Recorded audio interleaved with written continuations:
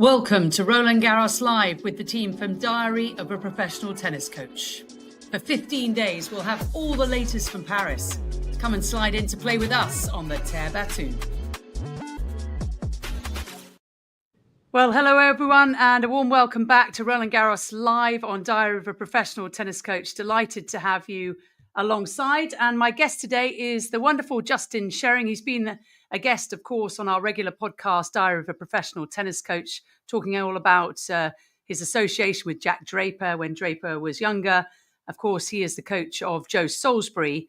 And so, Justin, let's start with that. Firstly, welcome. And secondly, tell us about your day today, please. Yeah, pretty good day, Candy. You just got back from Roland Garros, just come back from a great day on Susan Longlawn and a big match against Christian Harrison and Evan King, who are a couple of the deadliest guys you'd ever want to play at this stage of a tournament or any stage, really. We played them twice this year already, and they've came up trumps both times. But today, this is where Joe and Neil, really show their caliber and their experience. And they came through a really tough 10-point tiebreak to win it 7-6 in the final set. So quite an occasion. Those doubles matches, Justin, as we know, can go either way. It could be hindered on a net cord, a lucky smash, something that comes off the frame. Just to explain what you were feeling in the final tiebreak, what the guys were feeling, and if there were any lucky shots or big opportunities that were missed. No, straight up. Really, really, really close match. Didn't come down to any of those things. It came down to just who wanted it the most and both guys wanted it. Both teams wanted it so badly. I can't even say there was a massive dip. We were 6-3 down in the final 10-point tiebreak. We had to show so much guts, so much heart, so much spirit. And as much as we always talk about, forehands and backhands and tactics, it really does come down to the thing that I thought most of all was to tell all young players, practice your first serve. Please practice your first serve, because there's nothing like a first serve. Get that first serve and play. And then, what I was thinking as well, when you miss your first serve, practice your second serve. Make sure they have a really good second serve. And make sure that you practice it in front of a lot of people watching when there's pressure. So, we ended up winning it 10-7. We came back from 6-3 down. So it was a remarkable effort, and I'm so proud of the guys today. Yeah, you must be very, very proud indeed. Of course, Neil Skupski and Joe Salisbury teamed up at the beginning of this year. I do like it when teams are from the same country, Evan King and Christian Harrison, obviously representing the USA, and now Joe and Neil representing Great Britain. It kind of adds, doesn't it, to the excitement of them getting through. It's been a long time since a men's doubles pair got to this stage. So it's just incredible. They've got a difficult opponent, of course, in the final round. Tell us about who they've got to play next. Well, we've got to play Granollers and Zeballos, who are incredible clay court. I'd call them sort of clay court specialists, really. They would have both grown up on the surface. They're yet to win a Grand Slam. Can you believe it? That's ridiculous. I can't believe it. Yeah, and they've been together longer than any other doubles pair right now that are out there. So, they've been off for a part of the year. So they've come back strong. They're going to be hungry. They're going to be determined, and that will make four of us, because I think all four guys are going to be super determined. And apparently it's the first time a British pair have got to the French Open final since 1936. That's right. So, I just found that out in one of the interviews that I went to watch the boys involved in just now on the Tennis Channel, and that's what they said. So 1936. So it's been a long time. Been a long time coming, huh, Candy? I just think it's absolutely tremendous, and a relatively new pair. And as you said, you've got so close already. Finals in Doha and Barcelona this season just haven't quite got over the line. I suppose you've talked a little bit to Joe in particular. I know it must be quite a buzz right now, and it take a little time to come down. But what did he think about the overall match? Well, we've got very specific goals and aims that we're going after. So you hear a lot about sticking to the process, but we have very, very specific processes and targets that we're aiming for, and winning the match is not one of them. um that's a sort of given, really. We don't talk about that sort of stuff. Yep. It's about being present for each point and giving your very best, and the guys were very, very happy that they put in a complete performance. This idea of going after perfection, I think a lot of the sports people will understand me when I say that going after perfection is just ridiculous, unless you're a diver and it's possible, or a gymnast and it's possible to get a perfect score. But in our sport, it doesn't exist. We lost 109 points today, according to Louis Carr. We lost a lot of points. So it's how you deal with the points that you lose, as much as going after points that you hope to win. So managing yourself and taking time. But I tell you, that takes a long time to get anybody to the point where they're in a position to believe themselves. You have to believe. You have to believe. You have to believe yourself. You have to believe what Yep. you're saying to yourself. And so going after those goals was most important. So when you're 6-3 down, well, let's see whether you believe it. Let's see whether you're attached to the score or you're attached to stuff that is more important to you. So that's what actually, post-match chat, we all stay focused on the goals that I set them. I kind of like the performer coach in the team. So I talk about set them goals in terms of what they're going after with their emotions, what they're going after with the way they look at each other, talk to each other, Yeah. act with each other, um, the way they use their body, and it was really useful today, to say the least. Brilliant. I'm so pleased for you. And of course, not the only Surrey success.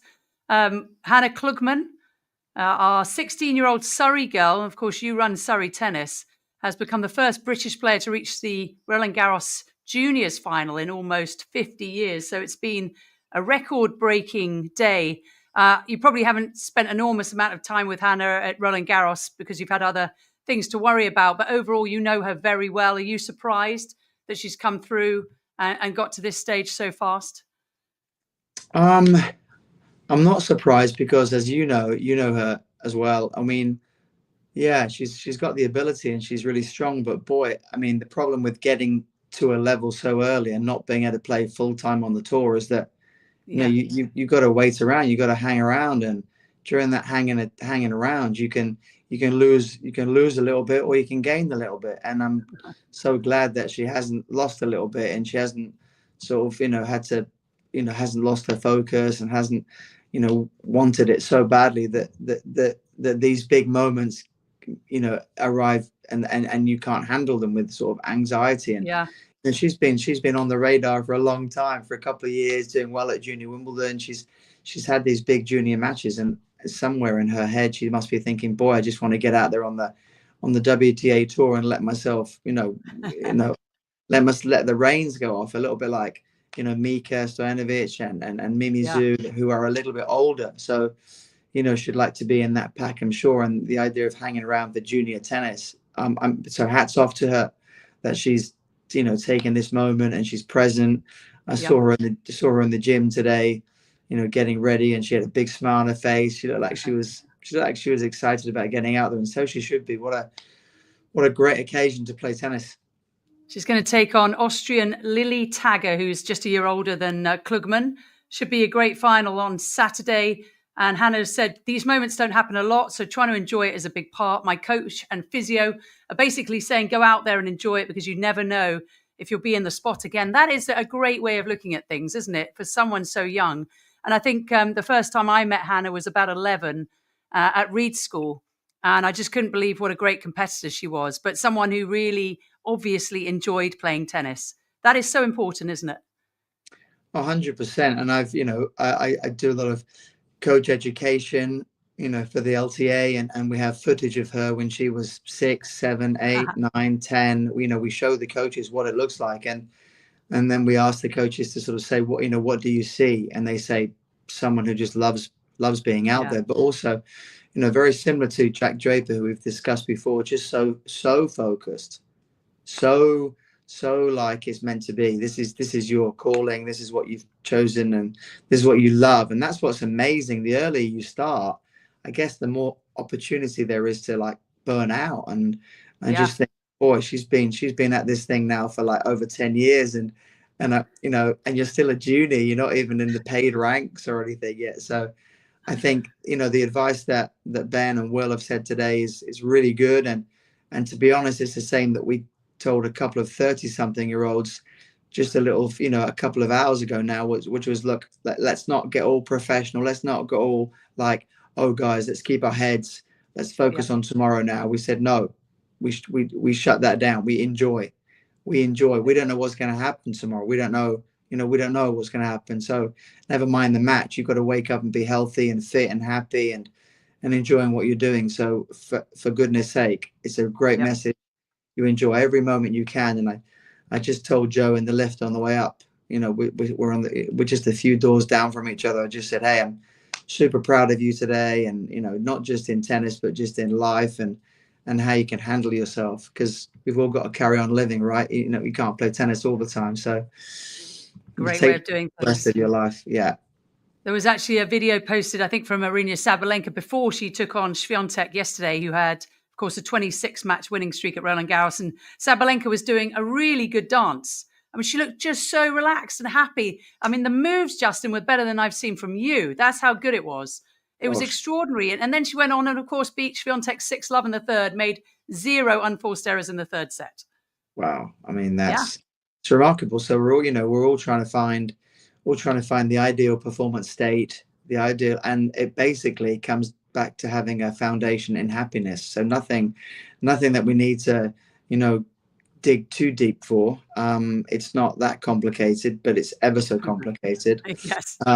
because we complicate it ourselves. We put these layers of self doubt and layers Yeah. of trickiness, you know, sometimes on ourselves, and then we have to go sort of 360 and realize the reason that you picked up a racket in the first place is probably the reason that you're going to do well in a Grand Slam final. Oh, that's so true and so difficult to do as someone who failed miserably at both tennis and being happy on the court.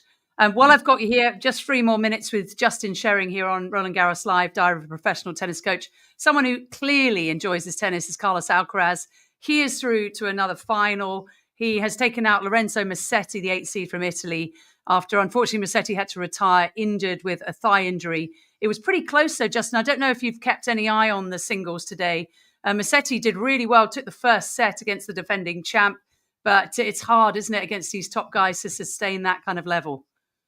I mean, this is what you're looking at now. It's not whether anyone's, you know, good enough to go and do damage, because Lorenzo's good enough. But I just, Yeah, you know, saw him walking around the locker room, and you know, he's you know, he looks okay. But I mean, in order to go out and be at your very best, point in, point out against someone as, you know, someone as brutal to compete against as Carlos. I mean, it's about staying fit and healthy and keeping. Yeah, I mean, I don't know how Novak's going to do tonight, but we know if it was a one-set match, then, you know, how different would tennis be? But to go out there and play best of five, I yeah. mean, that's the challenge now. It's, I mean, the physios, the chiropractors, you know, the anything you can do to the wellness team that these players have got, they are earning their money. Yeah, They are as important, if not more important, than any other part of the team. You've got to keep that body strong and healthy. And what's that Lorenzo going to do? Is he going to risk the rest of his season? You know, he's got Wimbledon, he's got, you know, the hard court season. I mean, yeah. these guys have got to make decisions, right, about the rest of the season. If you're not 100%, how can you compete against the likes of Alcaraz and Draper and Sinner? I mean, these guys are Right. warriors. They're animals, aren't they? Just unbelievable. And so the score in that one, Musetti won the first set 6-4.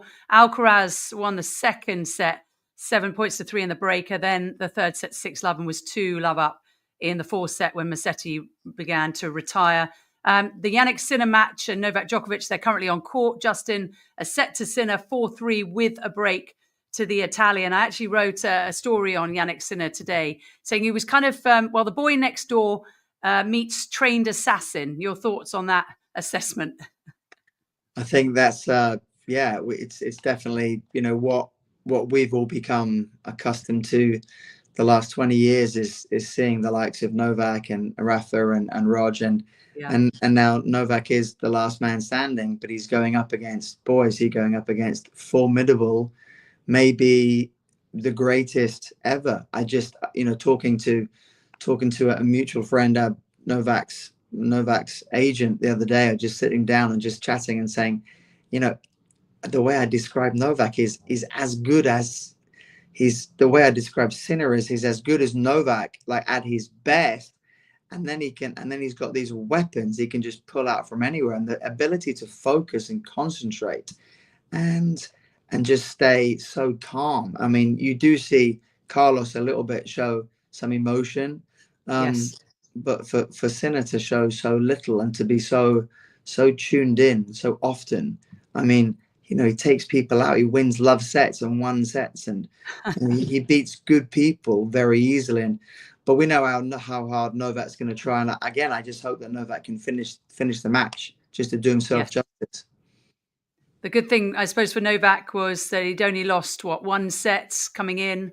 Sinner hadn't lost a set at all. In fact, I believe in the locker room, they were just laughing about who could win the most games against him. And up to this point, it's Artur Rindignesh. In the first round, he won 12. No one has got anywhere close. Jerzy Lehečka, the Czech player, won 3. So absolutely obscene. And of course, they will play Carlos Alcaraz, the winner of that, in Sunday's final. Justin, you should say goodbye, go and rest. Thank you so much for your time. Good luck to Joe and Neil in Sunday's final. It's going to be exciting against Granollers and Tobias. We will be watching. Justin Sherring, thanks so much. Thanks, Candy. Take care. Thanks, Justin. All right. Thanks to Justin Sherring for joining us on the live podcast, Roland Garros Live. And that just leaves me to wrap up, which we will, of course, have the women's singles final. Aryna Sabalenka versus Coco Gauff will go head-to-head for the right to be crowned the Roland Garros women's singles champion.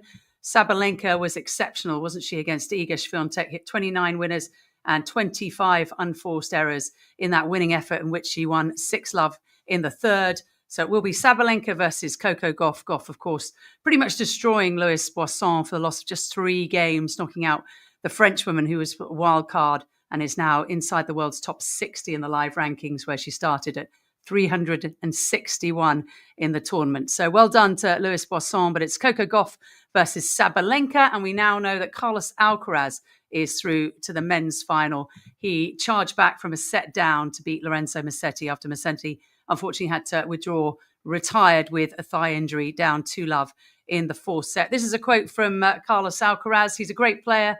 He had an incredible clay court season. I wish him a speedy recovery, and I'm sure we'll be enjoying his tennis pretty soon. Alcaraz, of course, always a fantastic sportsman and giving the right and just desserts to Lorenzo Musetti, who had a wonderful tournament, reached the semi-finals of all the clay court masters and Roland Garros for the very first time. So more is expected of Musetti, who, of course, has one child, has another one on the way. As for Alcaraz, he's going to face either Jannik Sinner or 24-time major champion Novak Djokovic in Sunday's final. Who will it be? Well, at the time of recording, 6-4 now to Jannik Sinner, 5-3 with a break for the Italian, looking to go up 2 sets to love.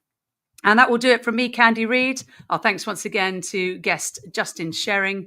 And we will do this all again in about 24 hours' time about the women's final, and we'll look more at the men's final as well as the doubles. So thanks so much for watching, and I hope you are enjoying it. Keep your comments coming.